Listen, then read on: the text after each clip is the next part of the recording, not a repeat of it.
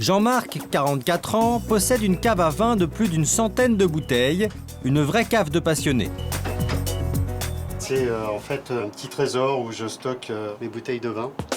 Dans quelques mois, Jean-Marc viendra compléter sa collection avec son propre vin, ce dont il rêve depuis des années. Ma cuvée, elle n'est pas encore là. Avec beaucoup d'impatience, on va lui trouver la place pour pouvoir y ranger bien précieusement en fait, ses bouteilles. Son rêve va devenir réalité. Sur Internet, il a trouvé des vignes à louer. Une petite parcelle au cœur d'un vignoble en Touraine, des vignes dont il suit au jour le jour l'évolution et les vendanges approchent. En moyenne, les vendanges se situent 45 jours après la date de véraison. Voilà. J'habite Paris, Kremlin-Bicêtre, donc la vigne, il n'y en a pas. L'idée, au départ, c'est de louer ces vignes pour avoir sa propre cuvée. J'ai loué 12 pieds de vigne et à l'arrivée, on aura 12 bouteilles. Ça me coûte à peu près 350-400 euros par personne. Ces 350 € donnent droit à 3 visites sur un domaine viticole en Touraine, dont une journée de vendange. L'outil indispensable de la journée, les petits sécateurs à vendange.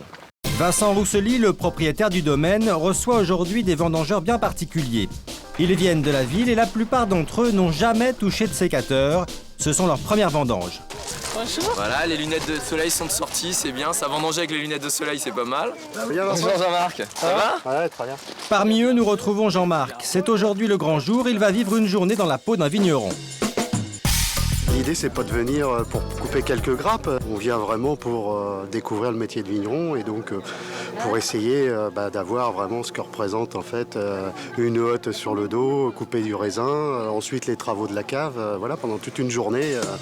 Allez, on est parti. Voilà, on va se faire une petite... Vous l'aurez compris, ici les vendangeurs ne sont pas rémunérés par le viticulteur. Ce sont eux qui paient pour travailler. Voilà, donc vous voyez votre parcelle. Regardez comme elle est jolie. Ah, elle est très belle. Bon, c'est vrai qu'on pourrait limite faire une petite minute de silence avant solennel. C'est donc sur cette parcelle que se trouvent les 12 pieds de vigne de Jean-Marc. Il doit maintenant les retrouver. J'ai fait une petite encoche pour regarder où se trouvait nos pénopées de vigne pour les reconnaître. Si les siens sont là, moi les miens ils sont ici, là, les 12 qui vont suivre. Jean-Marc a retrouvé ses vignes. Place aux travaux pratiques.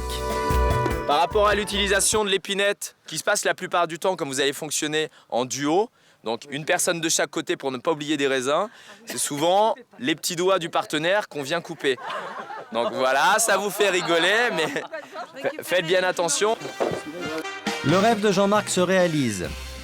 Seule petite déception, un vendangeur d'aujourd'hui n'a plus de hotte sur le dos. Alors c'est vrai qu'on n'a pas les hottes, mais c'est les caisses. Pour l'état sanitaire en fait du raisin, comme nous l'a expliqué en fait Vincent. On arrive à apprendre sur le terrain ce qu'il faut couper, pas couper, comment trier. Très agréable. En plus le beau temps, super. N'hésitez pas à enlever un petit peu les feuilles devant, ça vous permet d'y voir plus clair.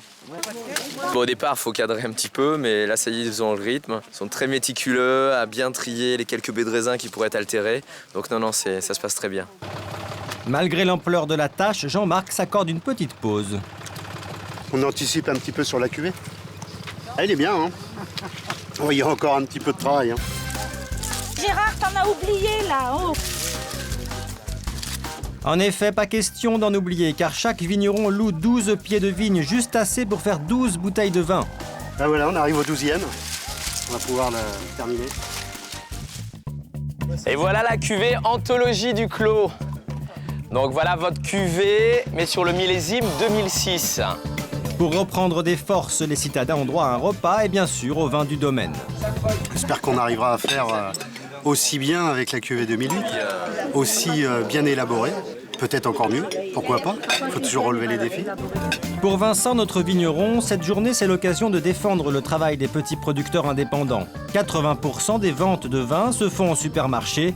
Les artisans vignerons ont du mal à résister à la concurrence. C'est aussi un moyen de commercialiser mes vins et donc de rentrer un petit peu de trésorerie, chose qui est toujours difficile aujourd'hui à avoir dans une exploitation viticole. Être vigneron, ce n'est pas seulement faire les vendanges et goûter du vin. Jean-Marc doit aussi trier les raisins. Oula, ça va trop vite là. Ralentis la machine. Tri, pressurage du jus, mise en cuve. Maintenant, Jean-Marc n'a plus qu'à regarder. Ce sont les machines qui travaillent. Et d'ici un an, il pourra enfin goûter sa cuvée. Aujourd'hui, Jean-Marc devra se contenter du premier jus. Jean-Marc, le jus de raisin des gamets qu'on vient de prélever. Si vous voulez goûter, c'est l'occasion, c'est les prémices de l'assemblage. À ce stade-là, c'est totalement du jus de fruits. Ouais, c'est du jus de, Voilà, c'est du jus de fruits. avec de l'acidité.